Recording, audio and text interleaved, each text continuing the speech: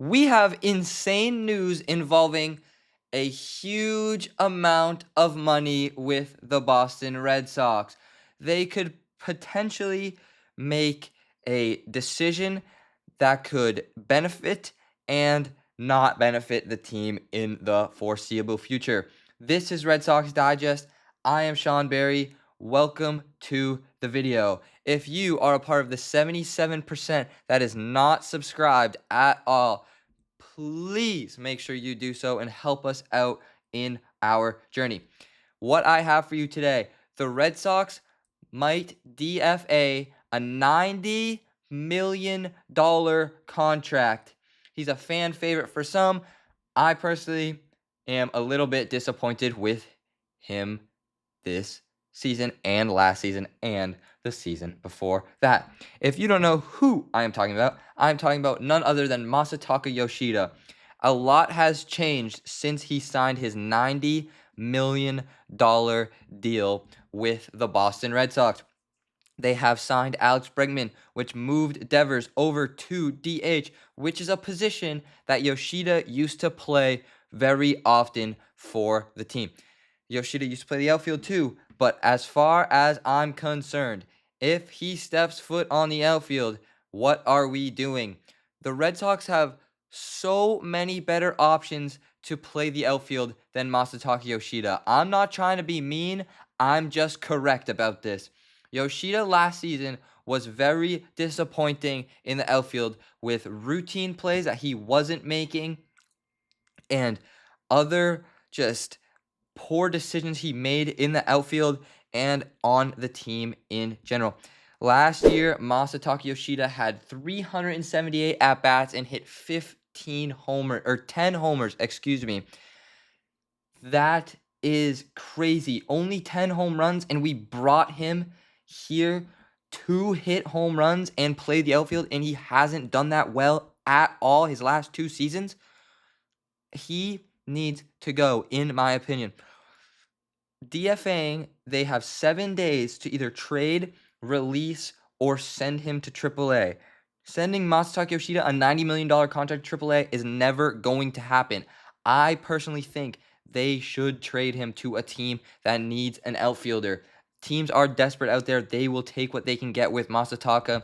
The Red Sox can get something extremely valuable for Yoshida.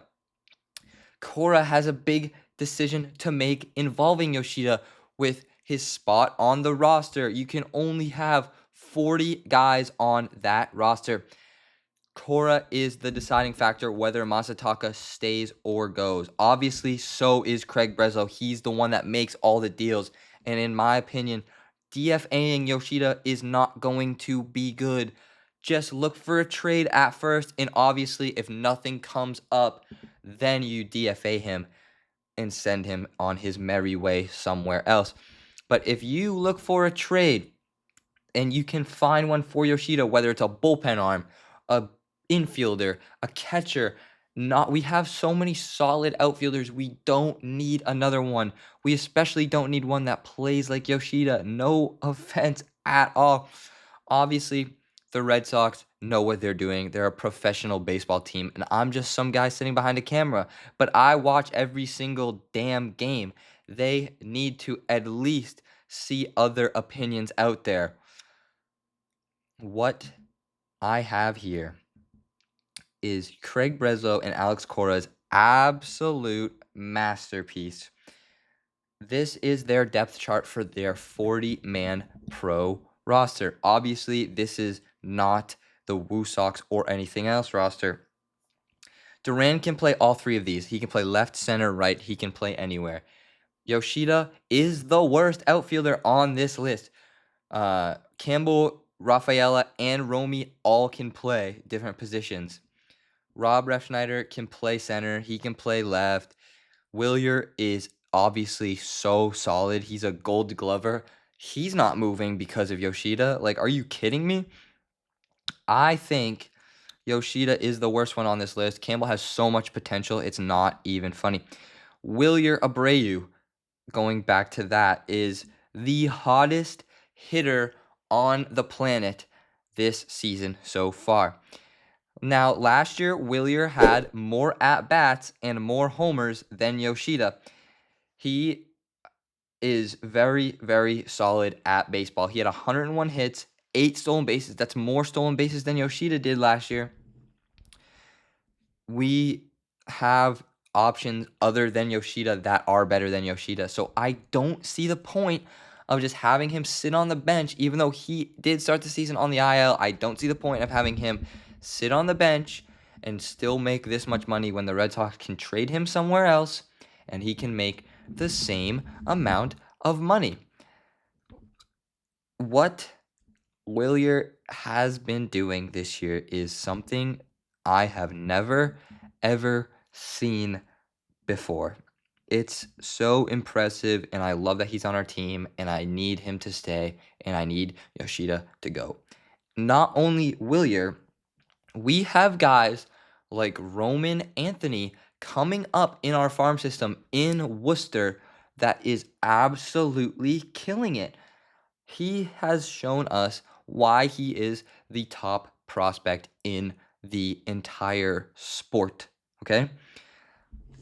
And that's our future. Our future isn't Masataka Yoshida, who is pretty old. If I'm going to be honest with you, he's 31 and Roman Anthony is 21. They're 10 years apart, and Roman Anthony has already proven to us that he's a better player than Masataka Yoshida. So, where do the Red Sox go next? They can either trade Yoshida for something big or Yoshida a package.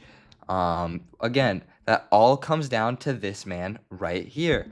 Whatever he can spin or do in any way to get a good payout for Yoshida. Obviously, $90 million is so insane to pay him.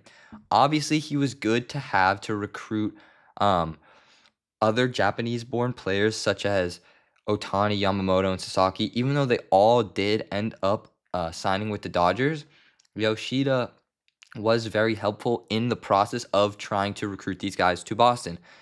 And obviously, that didn't work out. So what is the point of having him stay when he's just going to sit on the bench and then when he does play, make at least 2 errors a game and hit maybe 10 home runs during the season when you can trade him somewhere else and get a good, solid either prospect or a position player for him. And Yoshida is a lefty, and as we all are aware, the Red Sox are a very, very lefty heavy roster. Obviously there's a bunch of righties here, which is pretty crazy, but I think that the Red Sox have potential. Obviously, if they get rid of Yoshida, he's a huge trade piece. And trading in sports is something that could be so beneficial, and the Red Sox can easily find something good for him, whether it's him, someone else, for like 2 or 3 guys, or him for 2 guys, or like, I don't know. I just need him to either prove to us that he has gotten better, and I need him to prove to us that he can solidly play baseball, and he hasn't at all this year. That is all I have for you today. This is Red Sox Digest. I am Sean Barry. Please leave a like. Comment what you guys think of this whole this whole Yoshida situation. I want to see what you guys have to say. I want to see if you guys think that I was being a little dramatic about this, or if I don't know what I'm talking about, but I do know what I'm talking about.